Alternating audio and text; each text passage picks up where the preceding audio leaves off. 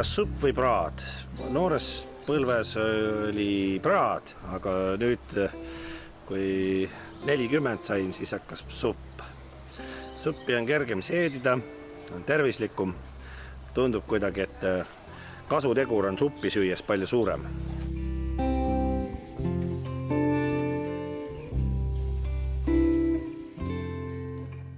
Koolitoidutud meie ajal tagasi mõeldes olid väga head. Oli makaronitaktlihaga, mis oli väga hea. Kalakotlett, see ei olnud kõige parem päev, kui pakuti kalakotletti, aga hädapärast isegi vahest sai ära söödud. Magustoidud olid väga head. Karamell kissell, kus sees oli moosi silm.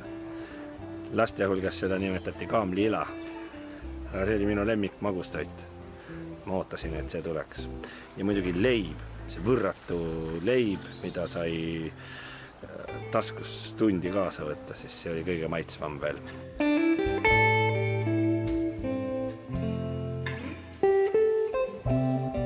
Kokad üldiselt ikka tahavad endast parima anda.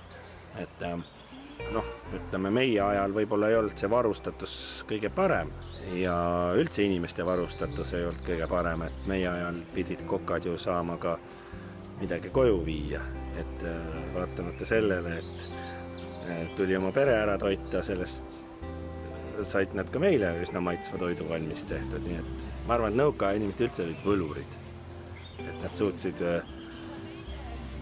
midagi lauale panna.